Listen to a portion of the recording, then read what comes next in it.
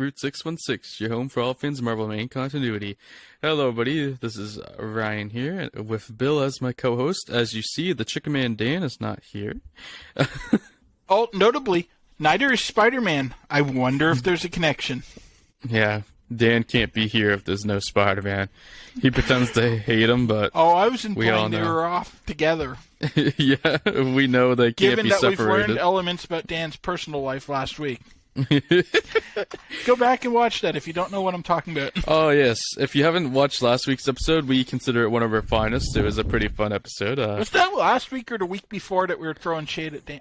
It was the week It was before, last because week, Fancy wasn't it? Dan was in the Spider-Man. Last week was Scorpion. We did 2 issues last week. It was both Enforcers and Sandman and Okay, Scorpion. maybe it was last week. It was last I don't week. remember. We had last week was the 7 minutes before we got talking about comics opening. Yes, we did get sidetracked, but we also talked about Dan and Pete's sex life, so... Yes, yeah, that There's was good and last bad. week. Because the week before we didn't have Dan, or no, That's we right, we- didn't record because we didn't have Dan. Then my plans changed or whatever. So, Yeah. we are here. This is episode 41, by the way. Pretty wild that we've had that many. Pretty fun week of comics this week. To be honest, they were all pretty solid.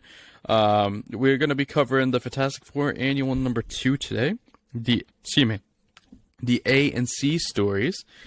We're going to do Avengers issues number 8 and 9. And then end off today with Fantastic Four number 31.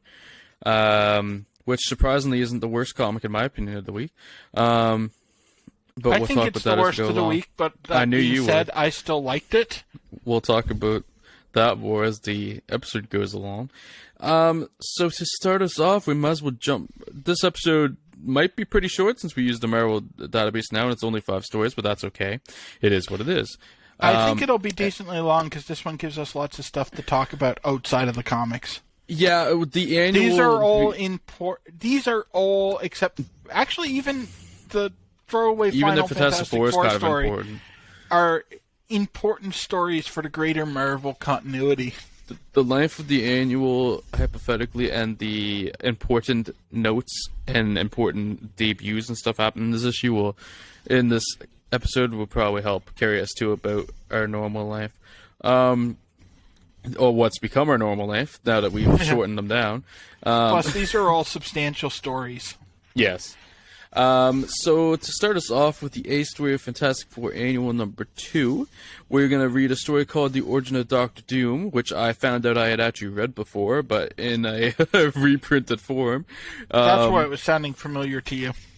I realized as I was reading it that I definitely read it before. It must have been reprinted in recent years in a comic I I'm was sure reading. this one's been reprinted to death.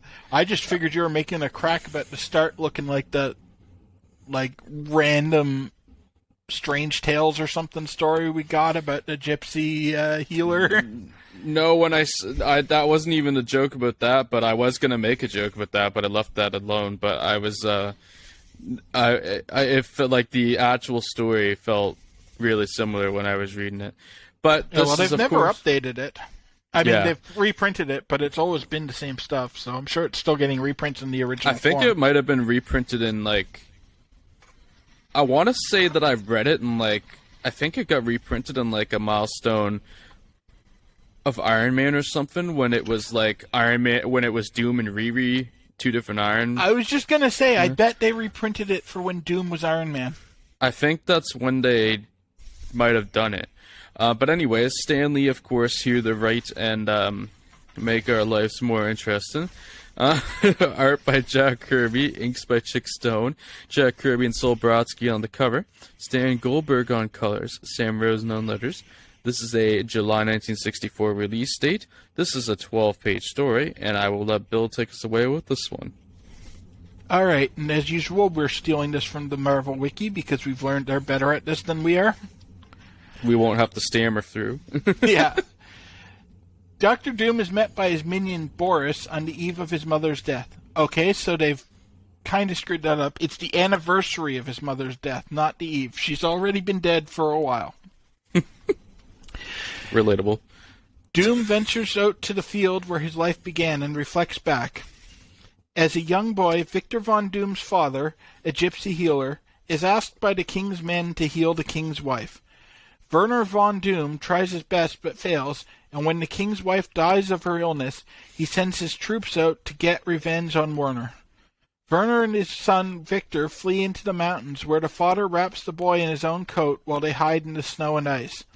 They are found by the rest of their clan and taken back to the village. Before he dies from exposure, Werner asks Boris to look after his son.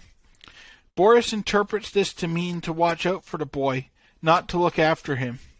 Furious at the death of both his father and mother at the hands of the king, Victor digs up his mother's old chest filled with mystical potions and books. Doom soon becomes a master of science and sorcery, using both skills to protect his people and swindle the wealthy. He avoids execution by allowing the king's guard to capture robot duplicates of himself. Eventually, Victor's technical knowledge, how to attract... Reading. You can do this. Eventually, Victor's technological know-how attracts the administrators at State University, who offer him a full scholarship in America. Victor agrees, and while attending State University, he almost ends up sharing a room with Reed Richards. However, Doom's arrogance and demands for private quarters prompts Richards to leave. The snubbing leads Richards to rooming with Ben Grimm. Victor becomes determined to contact the Netherworld, and one day, Reed enters Victor's room unannounced and looks over Victor's notes for the device that would allow Victor to achieve his goals. Victor catches him and instantly becomes angry, kicking Reed out and ignoring the warnings that some of his calculations are off. When his device is complete, Victor has his assistant activate it, but the miscalculations cause the device to explode in his face. Scarred, Victor bandages his face and is ejected from school in disgust for his unauthorized experiment. Victor travels the mountains of Tibet, where he finds an order of monks who teach him about magic. Later, Doom has them fashion him a suit of armor. Impatiently, Doom places the iron mask on his face before it has time to cool.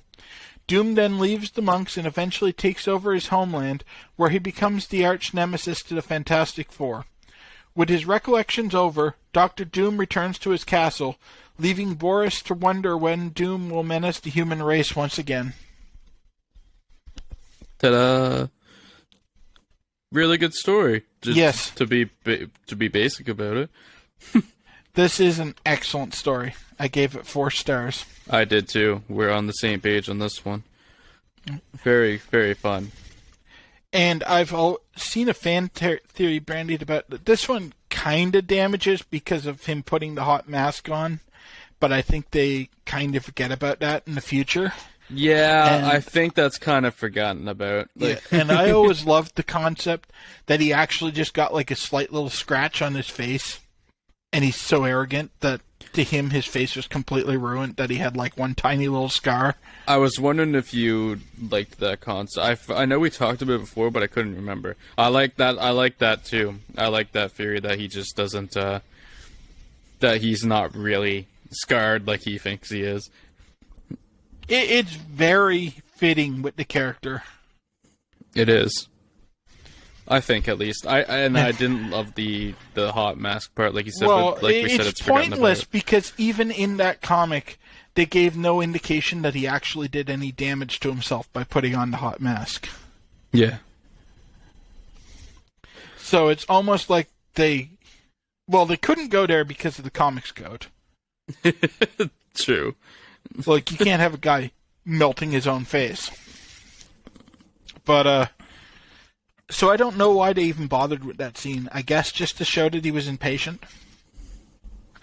Yeah, I guess so.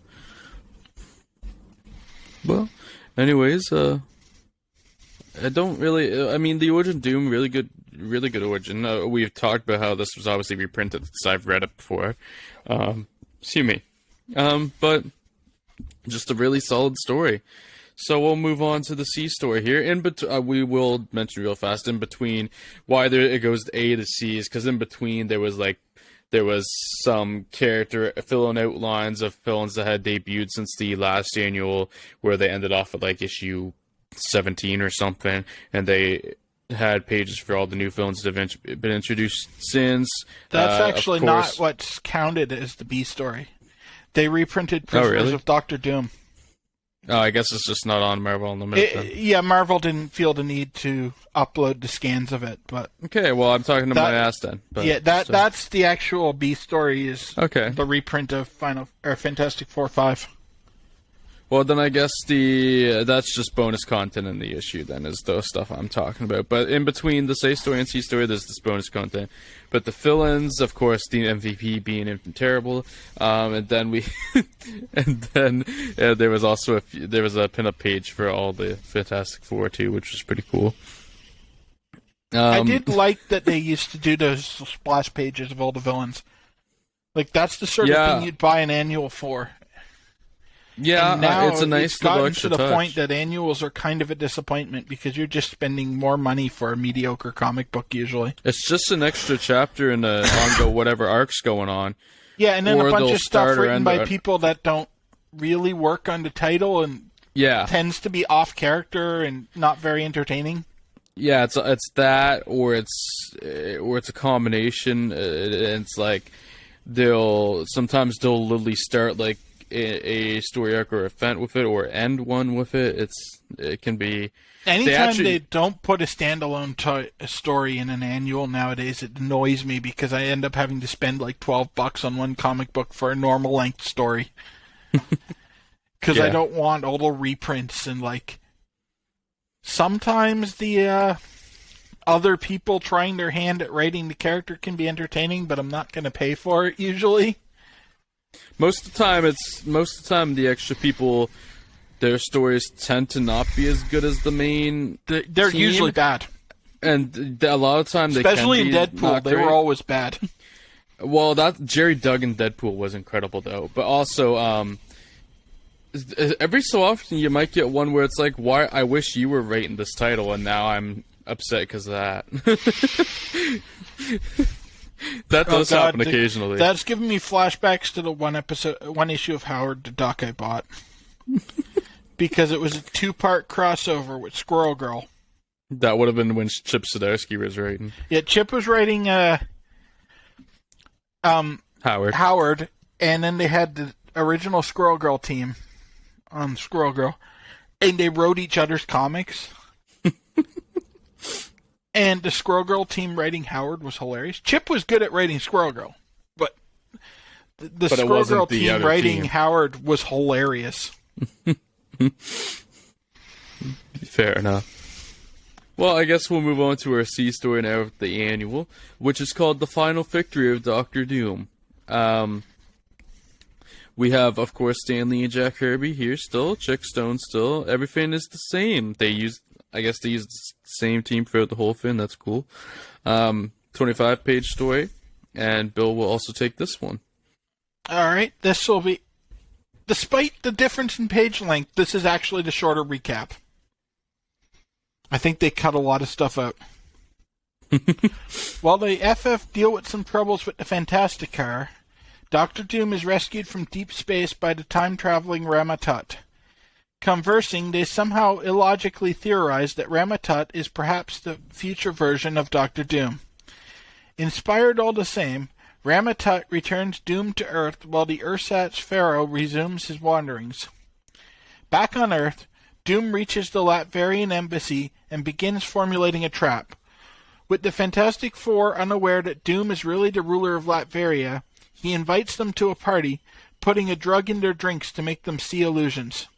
He tricks each of them into thinking they're being attacked by the others before they eventually realize his machinations. Okay, that's not entirely true. He tricks Susan into thinking she's seeing Reed cheating on her. And then when they figure out what's going on, Reed blows it off as to be expected because she's just a fragile woman. No, I'm not exaggerating for comedic effect. This is one of the most 60s moments of 60s comic reading. Yeah, this was not great, but... It was really hard to not punish the story for that.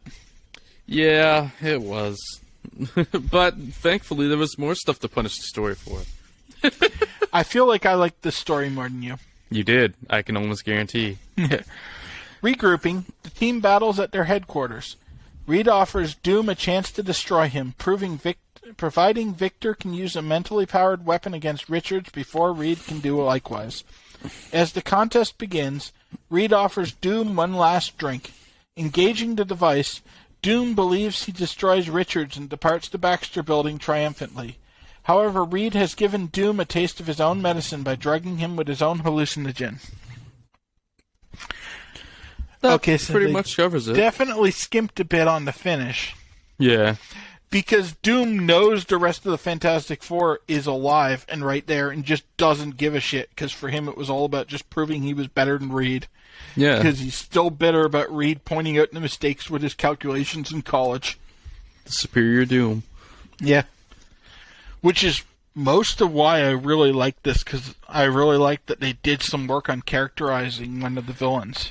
That's the best aspect of the story for sure. This is just a normal Fantastic Four story, but the fact that they gave Doom actual motivation for me bumped it up a star, and the fact that he's not just I want to steal lots of money and take over the world. I'm gonna guess you gave this a 4. I did. I gave it a 3. Yeah, I liked it, but not a lot. Yeah, if it wasn't for characterizing Doom, and the fact that he's just willing to leave the rest completely alone because he thinks he beat Reed, it would have been a 3. The rest of the story is just a Fantastic Four story. I thought a lot of the story was really dumb. That's just a Fantastic Four story at this point. They haven't gotten good yet. I really didn't like the drink stuff, but it does kind of pay off with the Doom stuff at the end. But it's a lot of it's really painful, but it was still fun. The character interactions are really strong in Fantastic Four, so taking Thing to a fancy dinner also counts for a lot. Yeah. Because anytime Thing tries to fit into a normal society, it's usually hilarious. It is. I don't know why they randomly decided that when Ben got turned into Rock, he suddenly lost all social graces or knowledge of how to interact with other people. But the fact that he's completely socially inept is one of the best things about Fantastic Four. I don't know. Part of me would like to believe he's kind of always been like that, and it's just accentuated now. That's very possible, but I mean, he was a star quarterback that lots of people liked, so I don't think he was completely incapable of functioning in a restaurant. Yeah, but there's also kind of some runs later on that kind of show him as a human. He's a star jock and everything. He's almost still an outcast, and especially, there's also some of the runs where it show that he was in an abusive household, which is the Ultimates vein, but some kind of transferred over to it. So it's yeah, there was Ultimate bleed, especially post Secret Wars. Yeah, there's a bit of it kind of works, but yeah. I've always preferred Goofy Ben to Dark Ben anyway. Yeah, Goofy Ben's definitely better. It's shocking looking at earlier comics that the Thing is not a bigger solo name for Marvel. I mean, he's obviously had his runs and stuff, and they did the Marvel 2 run to try and push him, but which is probably why he isn't big. Here's the thing about Thing. He's a great supporting character. He sucks when he drives the story. Even though they're both pretty much nothing but shitty throwaway stories. Marvel team up with Spider-Man and sometimes Torch is almost always entertaining. And Marvel 2-in-1 is almost always terrible. Because Ben has to be the main driver of the action, and everything about his characterization up to that point doesn't make him good at that. It's also less dynamic than a Spider-Man driving the story, because there's much more you can do with Spider-Man than Thing. Yeah, you can really just have Thing be cranky and strong. Yeah. Which is sometimes where they go around with Hulk some too, but the Hulk, they kind of ended up figuring it out a bit more. I think they figured it out. Yeah, actually, Hulk, they nailed it really early on. Because the Hulk solo stories it's been one of the most consistently entertaining books since it got relaunched to where I am. That's probably where they about were figuring it out, really. Yeah, there's like one bad story arc at the beginning. And honestly, that's not a bad story arc. I just hate a lot of like what he's fighting. Yeah. Well, and then I'm trying to avoid spoilers since Ryan hasn't read it yet. Yeah. But then once they get past that story arc and really dive into the stuff with the leader, it's pretty much consistently entertaining up until past where he fights Wolverine. Well, the first 6 issues were pretty much like a trial run for the character. Oh, those first 6 issues were terrible. That was, yeah. The actual Hulk run something. is pretty consistently entertaining. That's good. But we'll stop talking about Hulk till he comes back, and then... So another 6 months or so. Yeah, pretty much. God, it's a long run until the... Well, that first Hulk run, the first story arc is something like 14 comics long. Gonna be a few episodes in a row, that. Yeah. It's more variable than you'd think from the long clump. Like, it doesn't run into the problem of a lot of the Thor arcs where it's just the same thing over and over again. Actually, since it's half of a Tales, it might just end up being like 2 episodes. Cause it probably will be like 2 episodes. But it flows along pretty quickly because it's less... It is one ongoing arc that they come back to, but like Hulk goes and does different things. It's just everyone picks up right after the end of the previous issue. Yeah. And then they circle back and tie off the leader like 8 episodes after or 8 issues after the last time it was dealt with. Fair enough. Well, I guess we should move on to Avengers, which is issue number 8 we're going to start with. Titled simply Kang the Conqueror. That's right. We're meeting Kang this issue. Or, well, meeting him. We're kind of meeting him. We've kind of already met him, but we'll get into that. Stanley is writing this, of course. Jack Kirby and... Yeah, Kirby did do this issue. It's the next issue that was different. Dick Ayers on inks. Jack Kirby and Vincent Coletta on the cover art. Which is probably why this is a half-decent cover. Sam Rosen on letters. And this is a July 1964 release, a 21-page story. And I will run us through this one real quick because the synopsis is fucking short. We may have to insert some here. I didn't realize how short the synopsis was. I looked at the notes and thought the notes was the synopsis for a minute. Well, nothing fucking happens in this issue, let's be honest. That's fair. Kang the Conqueror comes to rule Earth. Imagine if I just stopped talking there. No. Some of those recaps I had a while back were like that. The Avengers attack and are beaten and captured. Apart from the Wasp, she and Rick Jones form a plan and get... Yep, Rick Jones and the Teen Brigade. I forgot their fucking name. How could I? And Rick Jones, the Rick Jones Teen Brigade here. So Rick Jones and Wasp form a plan to get onto Kane's ship and free the Avengers. I gotta say what their plan was because it's not said here, and it's a really good plan. You see, Please, what had happened? Elaborate. You see, what had happened was the teens came up with a little plan where they were gonna be like, "Hey, Kane, we want to join you," and so they said that. Kane let them on the ship, and they just simply distracted Kane with one of his fins. They wanted him to bring from a ship, and had it drop to distract Kane, so they could then go free the Avengers. Who, by the way, the Avengers were stuck in these rays that were paralysis rays. So they couldn't move inside of Kane's ship. So yeah. So Earth's mightiest hero had to be rescued by teenagers whose best plan was, "Hey, Kang, look over there." Yep. I hate them so much. This was quite an issue. The Avengers battle Kane again and manage to defeat him by destroying a suit which controls all his weapons. Kane is forced to flee back into his time. That's literally the synopsis. And I added on to that. fairly inclusive of what happens in this comic. And I added on. Although they did leave out one prime bit of 60s bullshit that we're not skipping on. Hit us with a bill. Did you guys like when Ramatut and Doom turned out to be the same person? Wouldn't it be cool if they were someone else, too?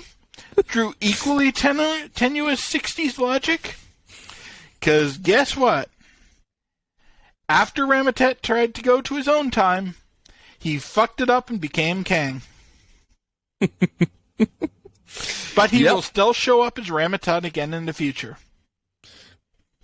Yep, this is the start of the different generations to Kang. Ramatut is Kane, blah blah blah. But Kane is the one that is the most well-known version of the character.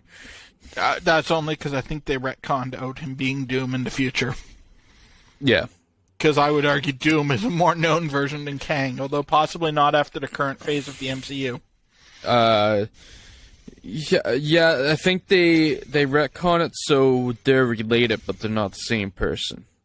Yeah. So Doom's like a far relative or something to Kane, I think. Is how Yeah, it I think goes that's how it ends up, although I haven't read a ton of Fantastic Four outside of the reading order, and at the point I am, they're still all the same people.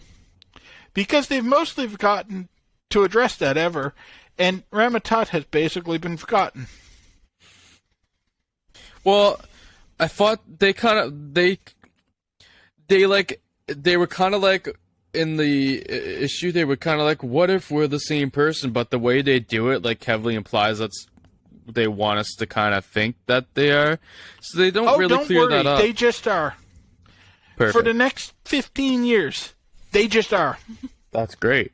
Anytime they mention Ramatut again, he will be just Doom. Because their completely unfounded and logically incoherent conclusion that they were the same person nice. Just becomes canon going forward. I hate that. Oh, don't worry. Pretty soon X-Men will be along with something you will hate even more. Oh, I can't wait. Lucifer. The thing they have never retconned, despite a future issue clearly drawing a better explanation. That should be fun. So, Avengers number 8, to give a ranking, it got a very friendly 3. I felt fairly comfortable giving it a 3. I didn't. I would have rated this more like a 2.5. I didn't really like this, but it was. I had the. Oh, go ahead. I just said I had to push it up, and it got pushed up because of Kane and the historical. The plot relevance. was nonsensical and fairly dull, but it was like 60% a pretty entertaining fight. So I felt pretty comfortable giving it a 3, just because I flew through it pretty quickly. I didn't fly through it quickly, so. I felt this one more than you did, apparently. and I liked the Teen Brigade more than you. It got better when the Teen Brigade came in for me. Well, this was the issue where I started to hate the Teen Brigade and Rick Jones. Before, Rick was just fine. He's an audience insert that they can explain shit to. Doesn't really bother me. Occasionally he's a little whiny and annoying, but it doesn't really bother me. This issue is where my undying hatred of Rick Jones and the Teen Brigade began. Rick Jones is Bill's Spider-Man. And you haven't even read Captain Marvel yet. No, I might turn on them Holy with shit, you will hate Rick Jones when he is like paired with Captain Marvel and they're doing the whole Billy Batson thing blatantly. But in space. But in space, even better. I've never been so happy to see someone sent to the negative zone.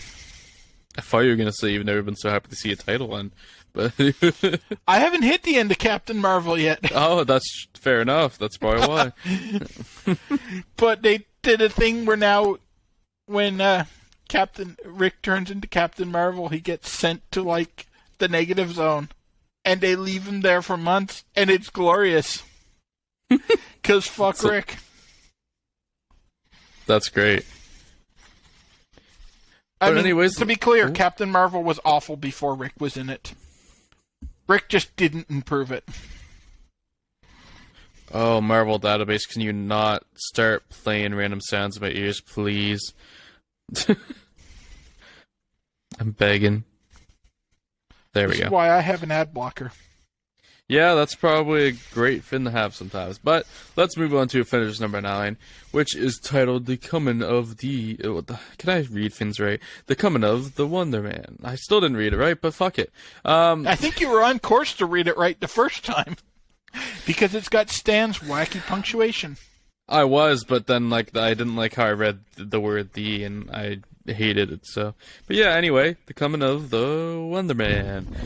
Stan Lee is the writer, of course, and this one has a bit of a switcheroo as we get the good golly, we get some good action here with the art because Don Heck is on board, and Dick Ayers.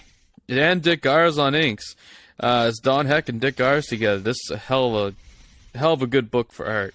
I think that's the main reason I liked this one so much. That it really did help a lot. I'm very happy Jack had to sit this one out for some reason. I was going back and rereading pages just to look at the art. Like I knew what was going on with the story, but I just wanted to look at the art again. That's part of why I took that's why I was going through this pretty fast, and then I legitimately slowed myself down to take in the art for a little bit. And that is super rare for me in the 60s. Because let's be honest, 60s and 70s comic art is not good. No. Well, Steve Ditko has his moments, of course, but... And I can't think of a single panel of Steve Ditko's that I've ever really wanted to, just look at because it's not doing something cool. He'll do some good dynamic scenes that look good for the time, but, this one, even just ordinary scenes of them, sitting around talking at a conference table, you just want to look at because it was so well drawn. There was an issue, too, where he had... I think there was, a really great panel that he had in the Living Brain issue of Spider-Man that I highly enjoyed. I'll admit, in that issue, I was not exactly receptive. That's fair. Because that issue was awful. I think there was also some decent work in that Sandman issue, too. His first appearance. Yeah. Which has been his best appearance. I definitely like the creativity of a lot of the panels in that one. And then I think he had some great work in the first annual there, too, a little bit ago. Yeah. He did those splash pages that were really cool. Yeah, exactly. But those were more cool than just, gorgeous art for me. Fair. I liked what they were doing with it, but it doesn't hold up. It doesn't. It doesn't, to be fair. But anyways, on the cover here is work by Jack Kirby and Chick Stone. Already some excellent letters, and this is an August 1964 release date. 21-page story, and I will also take this one,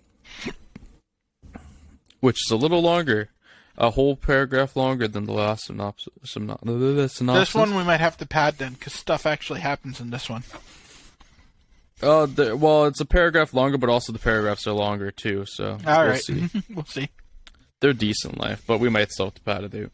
Baron Zemo, the Executioner, and Enchantress scheme on how to. I had to reread that for a second in my head. A scheme on how to defeat the Avengers. They notice in the news that Simon Williams, arrested for embezzling money, blames Tony Stark. He was he was in competition with Tony, and Tony was putting him out of business with all his inventions. So Simon Williams started to steal all this. Just like usual, resort to theft when you can't compete in the marketplace of ideas. Sounds about right. Yeah, this is just capitalism. Yeah. Elon Musk, is that you? But anyways, they agree to help him get revenge on Stark as Iron Man is his bodyguard. There's a brackets note here that they are unaware they are one and the same. In case you guys haven't been paying attention, then nobody knows Iron Man and Tony are the same. Because this is the 60s, and Robert Downey Jr. hasn't ruled the world of Iron Man. They take Williams to the Amazon jungle and use a machine on him which makes him all-powerful. But to keep him under control, Zemo poisons him and only he knows the antidote. And by the way, with that situation of Zemo having poisoned him and controlling the antidote, he has a week before he needs an antidote every week to keep him from dying. A little detail. They stage a Wait a minute. Okay, yeah. I thought they skipped something important here, but they stage a battle. That's really all what happened at the Amazon. Yeah, they stage a battle against the Avengers where Wonder Man aids the Avengers to earn their trust. He explains the illness he has and Enchantress puts the idea of an illness into Captain America's mind, and then because Captain America doesn't believe him for 1 second when he tries to join. No, because Captain America almost figures it out. So then they all think that Simon Williams has an illness, so the Avengers work to find a cure. The Wasp is taken captive, and the Avengers go to save her, only to be betrayed by Wonder Man. Because, yes, Wonder Man's been a double agent. Wonder Man took Wasp to use as help, so they could use that's not really clear, because Wonder Man kidnapped Wasp and went back to the Amazon by himself so that they'd follow him. The Masters of Evil come very close to defeating the Avengers until Wonder Man turns on Zemo. His change of heart is due to the Avengers doing all they could to save him, even though they didn't know him. Wonder Man saves the Avengers, but subsequently dies from Zemo's poison. Ta-da.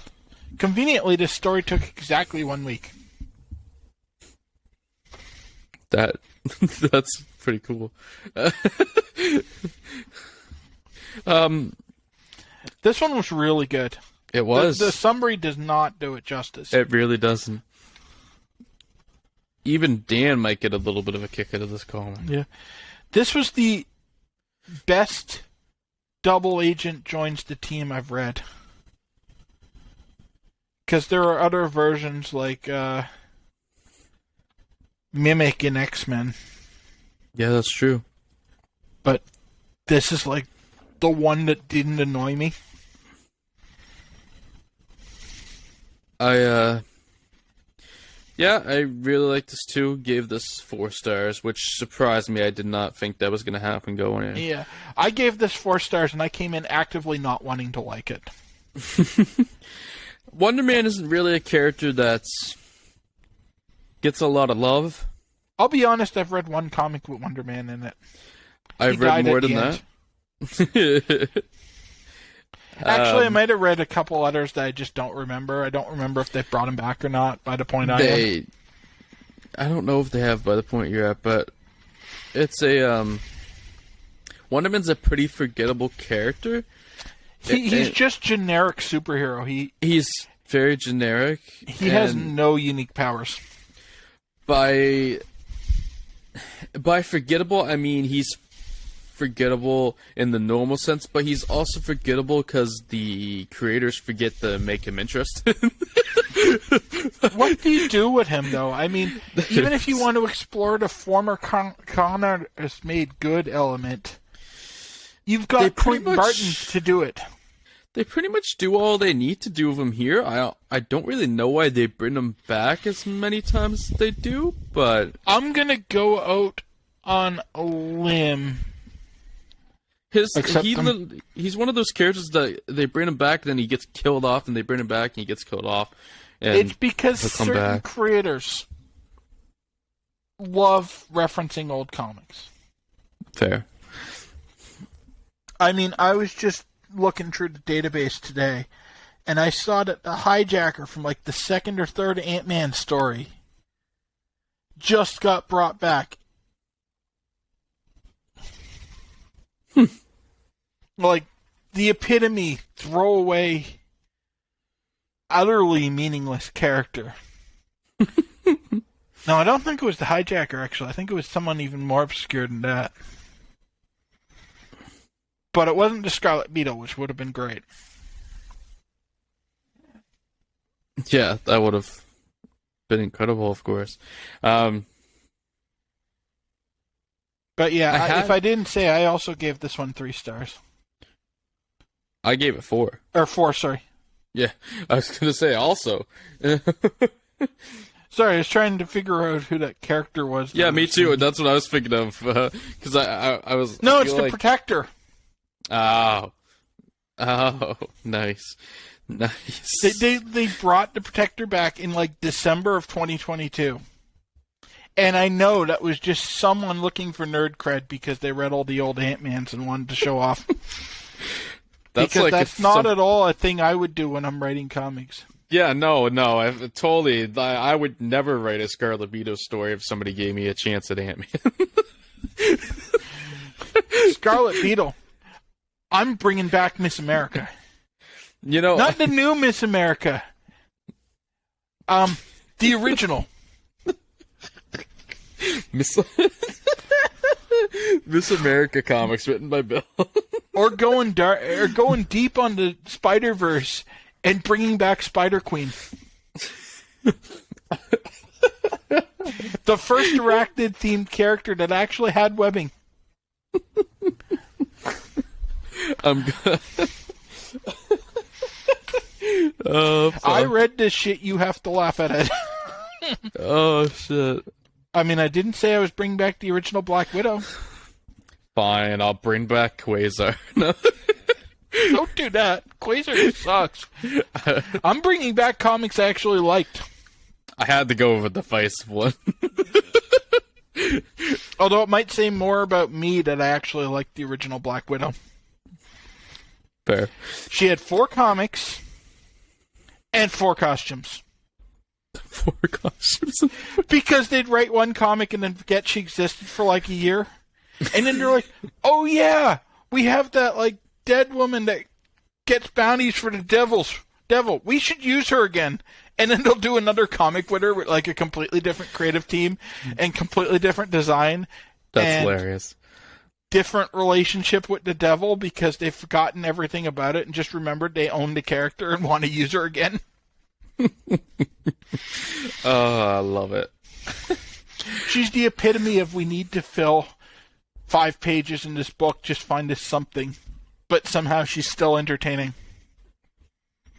Nice. Well, I guess let's move on to our supposed main offense of the episode and go into Fantastic Four, number 30. By the way, I will mention now before I forget, I referenced at the start of the episode that this Fantastic Four with the cover wasn't my least favorite. That's because Avengers 8 was. Avengers 8 was my least favorite thing to read this week, but this was Bill's, so we'll get into this one. And I liked this one still more than Ryan liked Avengers 8. Stan Lee and Jack Kirby, of course, here again together. Inks by Chick Stone again, because he's Jack's right-hand man these days. Also together on the cover, no Sol Brodsky here. Sam Rosen on letters, August 1964 release, a 21-page story, and Bill, take us away. All right. The Baxter Building is rocked by an earthquake, sending the Fantastic Four to cover. After the confusion, Sue finds a newspaper and is upset to see a story about an escaped convict. When Reed tries to press her for answers, she refuses to explain, which troubles Reed. Later, the Fantastic Four, sans Sue, are called out to investigate the disappearance of a city block that vanished into the ground during the earthquake. Little do they know that the block was lowered into the earth by their old foe, the Mole Man. Tracking the Invisible Girl, the Mole Man locates her on his scanning devices and begins to sink the city block she is on. Meanwhile, the male members of the team return home to find a note left behind by Sue when suddenly they are hit by another earthquake. After the quake, Reed learns that Sue went down to police headquarters. After hearing a radio report that a block on 23rd Street disappeared as well, they realize that is where police headquarters is located. At that moment, below the earth, the Mole Man locates Sue Storm amongst the people he has abducted and has his moloids subdue her. They actually do a cool thing here where her invisibility doesn't work on them because they're subterranean and barely use their eyes. I was shocked that was a thing that happened in this. And it made sense. Usually Stan's attempts at science don't. I was shocked. I meant to bring that up when I was reading it and I forgot. Yeah. With the Invisible Girl as his prisoner, the Mole Man plans to keep his foes away. Having deduced the Mole Man's involvement, the other Fantastic Four members fly to 23rd Street in the Pogo plane. They find the... Okay, so the comic has gotten... Or the recap has gotten this out of order. So I'm going to have to summarize this myself. They go down and they confront the Mole Man, who reveals that he has Sue held hostage and tells them that if they do anything to interfere with his plans, he's going to kill Sue. And then he sends them back to the surface with some sort of device of his. When they arrive on the surface, they find Avengers about to defend the pit and attack the Mole Man. And the Fantastic Four are worried that that will get Sue killed. So they try to talk to the Avengers, and of course the Avengers aren't listening, and there's a bit of a scuffle. But eventually everyone calms down, and they convince the Avengers to give them some time to deal with it themselves. And then they go back down to the Mole Man's lair, and because Reed goes and builds a device that he can use to track Sue. And they use the torch to burn a hole directly through the earth to Sue's holding cell. And so they bust into that, free Sue, and then they're going to go fight the Mole Man, but Reed convinced them to leave, and they go to leave, but they're too late because the Mole Man had set his lair to self-destruct, and it explodes and Sue's hit by a piece of shrapnel. So they take her to the surface as quickly as possible and take her to the hospital, where they realize that only one surgeon could possibly save her life, but he just escaped from prison. And just then the guy they saw in the paper shows up, and it turns out that it's Franklin Storm, Sue and Johnny's father. And when he heard what had happened to Sue, he came to perform the surgery, even though it was going to get him caught. And so he saves Sue's life and then is arrested, and that's the end of the story. The dad stuff was a little goofy, but I was fine with it. It's setting something up. I didn't realize he was a prisoner at this point, introduction-wise. I know Franklin Storm as the scientist, so... Yeah, there's going to be a retcon somewhere then that leads to that, because I believe he dies in his next appearance. Oh. And then he's dead, for as far as I've read. Yeah, I think there's a big retcon on that, and then at some point, I think, unless I'm just getting the ultimate timeline in my head or something. They do sometimes bleed together. Yeah. But yeah, this was a good story. It was a lot more readable than I expected a Mole Man story to be. Yeah, I was pretty much thinking the same thing.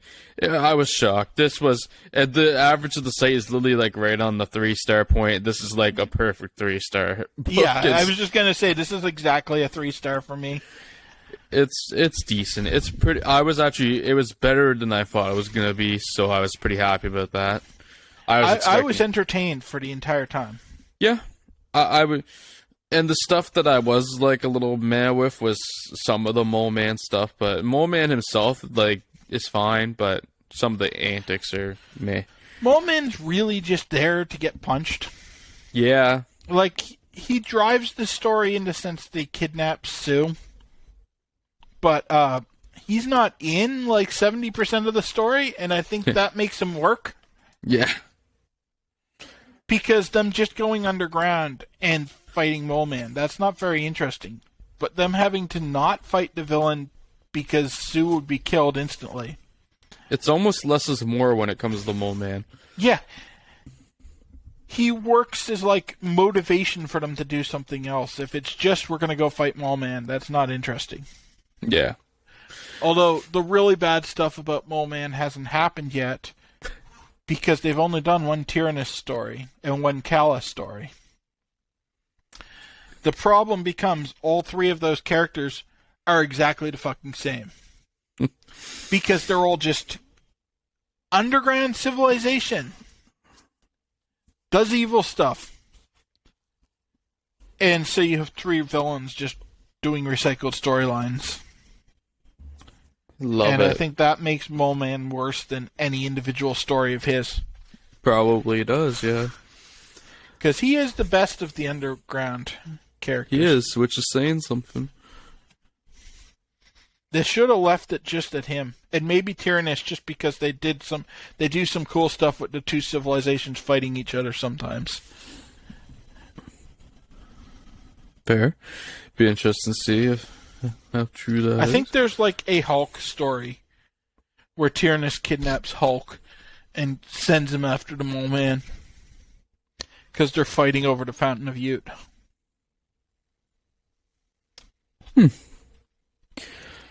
Well, I think on that note, that was a pretty fun week of comics. All 3 are above for the star ratings, so that doesn't happen a lot. I'm sorry about what's going to happen next. I looked ahead. Yeah, next week should be an interesting episode.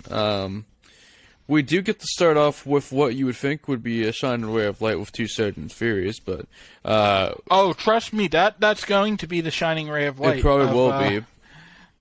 That week's comics. So, we're going to start off with 2 Sergeant Furies, which is Sergeant Fury and the Silent Commanders, issue number 11 and issue number 12. I've only read 12 so far. I mean, I only read 12. I hope I've read 11 first. I've only read 11 so far. I haven't read 12 yet. And I haven't read the rest of the week's comics yet, but 11, I will say, I actually didn't, like, my least favorite Sergeant Fury issue. So, I'm interested to see what Bill thinks when we talk about this next week. But in issue 11, they break in their temporary CO. So, oh, it's that one. I've heard of that one. I think I'm going to like that one. This might be one of the rare flips. This I guess it's not rare. It's rare for this title though. This is going to be a rare flip for this title where you actually could like it more than me. Which should be interesting to talk about.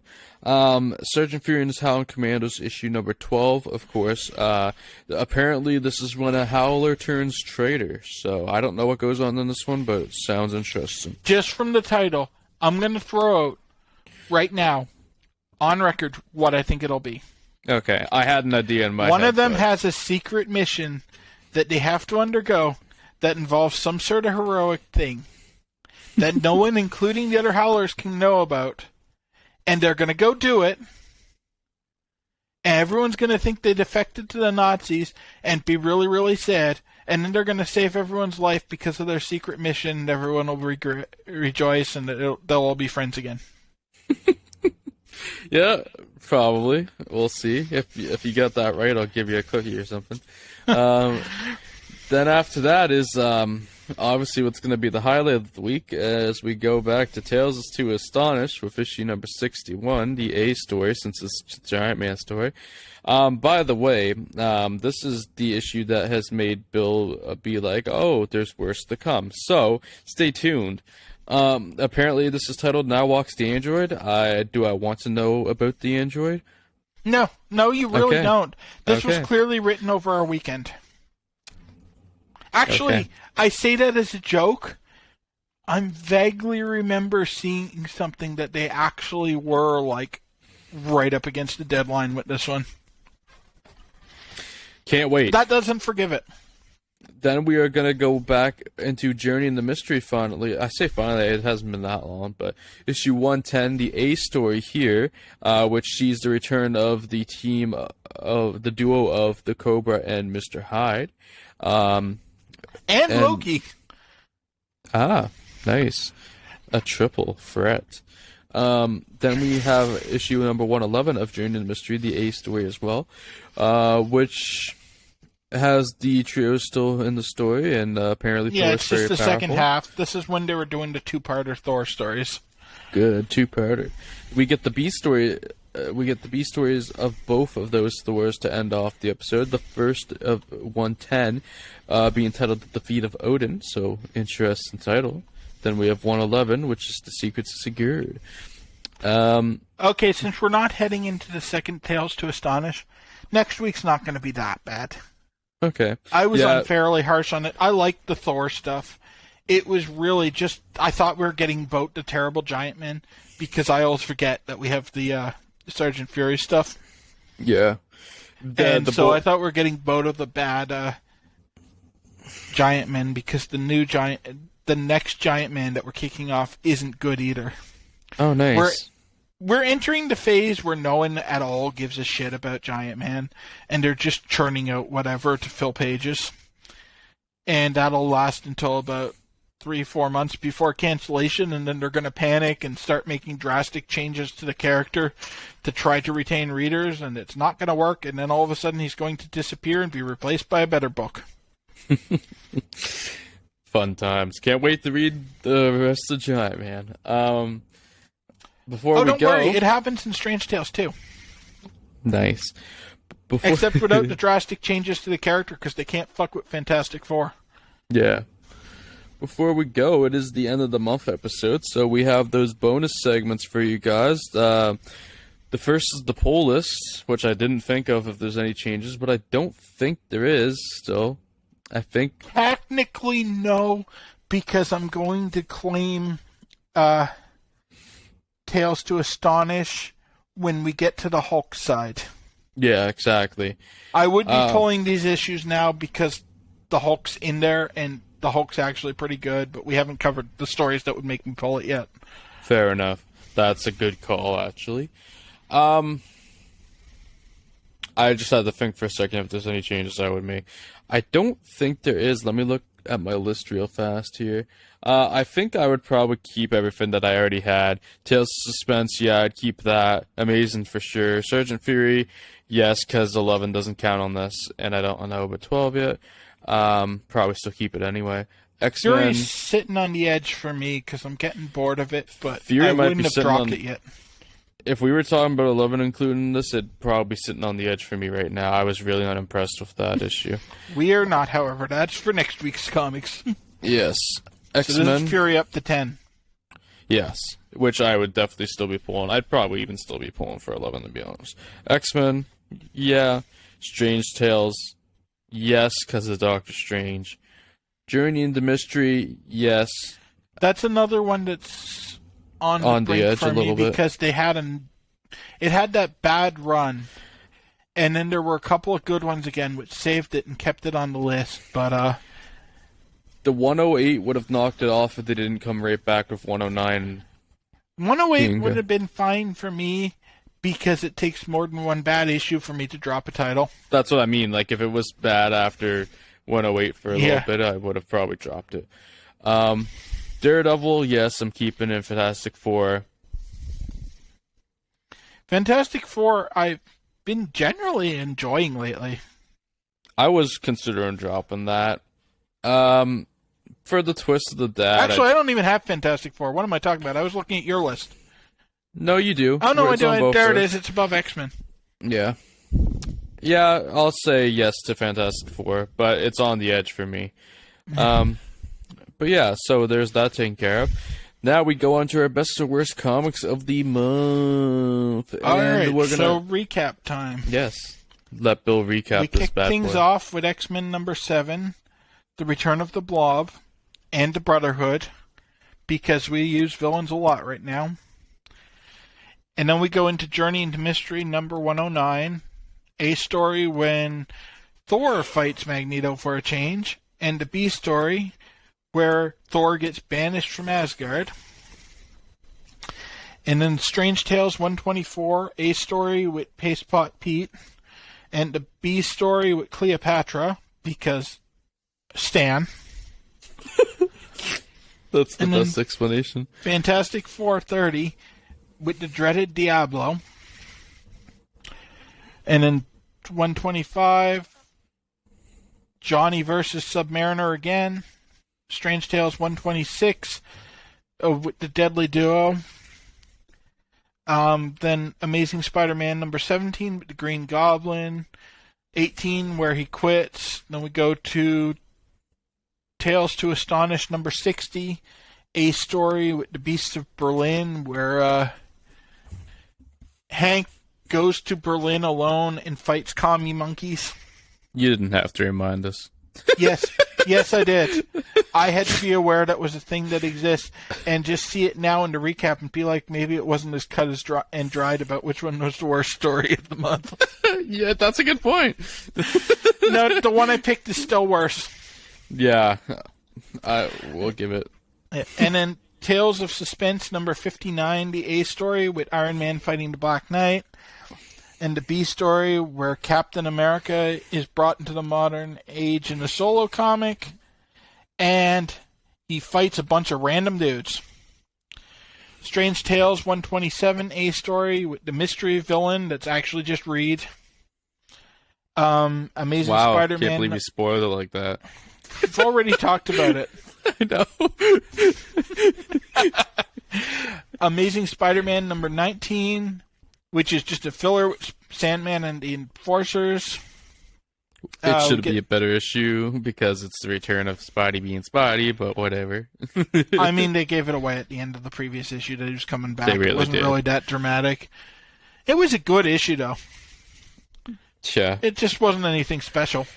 It's hard for Spider-Man to be bad, to be fair. Yeah. And then we had Strange Tales 125, B story with Strange versus Mordo. 126 B story and 127 B story, the two-parter with Dormammu. Amazing Spider-Man number 20 with the Scorpion. And then the stuff we covered today. Of course, better known as Scorpy. All right, Stan. So, Bill and I briefly talked about this. We don't know each other's best, but we know each other's worst, and it's the same worst, so we're just going to talk about it together. Our worst pick for the month is that good old Strange Tales issue number 127 B story, which is the mystery fill-in. That wasn't really a mystery, considering both of us figured it out right away. I hate everything about this comic. It was pretty bad, though. As annoyed as I was at the Teen Brigade earlier, I hate this more. I think, honestly, recency bias actually helps me pick this for the worst one, because, honestly, that Tales of Us Two Astonished really pissed me off, and I actually barely read that one. So, that one almost is worse to me, but if it helps you feel good about your care. decision, I have actively hated this story for over 5 years now. I think the recency I've hated it from the of it first helps. time I've read it. Part of the reason I hate it is because it's so blatant to me what's going on, it's so shit. It's just so shit. It definitely deserves the spot, and Dan would have picked it too. It would have been a clean he gave it away sweep. last week that he also hates this story. Yeah, it would have been a clean sweep if Dan was here too, because Dan. I'm a firm said as believer much. that this is the worst Johnny Storm story in Strange Tales. And that includes the Bouncing Ball of Doom and the one with the Beatles that we haven't covered yet. And the one where they go back to Camelot. It was very bad, and so bad it definitely deserves the worst of the month slot. So I don't regret my pick at all. Even if the Beast of Berlin is deserving as well, the Strange Tales story needs it this time. Yeah. Plus, Astonish is leading in the tally anyway, so we might as well give it a break. I mean, that Beast of Berlin was bad, but I have actively hated the story for over 5 years. Yeah. Well, let's move on to our best, and I want you to go first here because I said that I knew which one, but I'm kind of in between two, so I kind of want to see where you're landing first. All right, so the issue of Amazing Spider-Man I chose for the best is number 20 with the Scorpion. That's a very good choice. That I was leaning that direction, and I decided not. And then I've been leaning between two, and actually, I almost was gonna give Avengers 9 a lot of credit because I really did enjoy it, and the art was beautiful. But I'm going to give it to an amazing issue. But I'm not going to give it the same issue as Bill because I was really appreciative of us getting a great Green Goblin story in the second appearance of Green Goblin. So I'm going to give it the 17. 20 is awesome, but I was very appreciative of the story they were telling in 17 and the usage being better. A little bit of Green Goblin. That one was close for me, but it couldn't beat Scorpion because of the non-finish. Yeah. There's never any closure on Goblin. Like, not even him getting away, really. No. They just leave him fighting Johnny, and he's never mentioned again. I would say and then that... later Johnny's doing stuff and, like, isn't upset that Goblin laughed. I mean, I can't really hold that against the issue because that happens in later issues. But Johnny's just, like, doing things and not upset that he didn't catch the Goblin or not saying that he did catch the Goblin. Just no closure. Yeah, I know. I'd even probably go as far as to say that the one you picked, 20, is actually like the full-on better issue. I just had I think that 17 was just really fun. It was just really fun read, and also I picked stuff I haven't even given the highest rating for best of the month before. Exactly, and I just already the usage of Goblin being a bit better. So like just little elements, even like Human Torch not being knocking an anti-pop for showing up. So yeah, I think I actually did rate 17 higher. I think I gave it 5. I think you did because you raved about how much you enjoyed the presentation of Goblin more. Oh yeah, covered it. I love that story. It's just I had the most fun reading Scorpion, probably because of the increased Jameson. It's not always going to be our highest ranked of the month that gets it, like we said. So because I count stuff other than just raw enjoyment for best when I'm rating them. Otherwise, nothing featuring Captain Marvel. If we're going probably on in either iteration, if would ever get above 2 stars. If we were going on ratings, 3 out of 4 of the Spider-Mans would have been up for choice. The 2 Dormammu Strange stories would have been there, and the Avengers 9, so yeah. This was a strong month for both awards. Let's be honest. Was. We read some other shit, and then we read some truly great stuff. We truly did. We really did. It's so Amazing Spider-Man still leading by quite a bit for the best of the It's months. just taken a huge leap. And I think we obtained our first month of no Astonish. Is it actually our first month for no one picking? No, we hit that last month. Oh, did we? Okay. I don't think we read an Astonish last month, but we hit their award. That's probably why. It's 2 months in a row that we both hated the same story. Yeah, we're both in agreement for the titles that on both sides, just different issues for Spider-Man. Yeah, but last month we both hated Journey into Mystery 108A story. Yes, we did. Well, excuse me. I guess on that note, and this episode went longer than I thought it would, so we will get on our way out of here. But if you're watching YouTube, please like, subscribe, comment, even share if you'd like to. We're also available on Apple Podcasts, Google Podcasts, and Spotify. And if you're listening to this on Spotify, tell us why Fantastic Four number 31 was your favorite and why you love them all, man. Anyway, guys. I mean, he was better than Kang. You said it. Anyway, guys. Because he didn't involve the Teen Brigade. I'm the one that said the Kane issue was my least favorite of the week. But anyways, we'll see you all. Actually, well, we'll see you all when we see ya. I don't know if we're recording next week or not yet. We will see. See you all in the next episode, and peace out. Have a good one.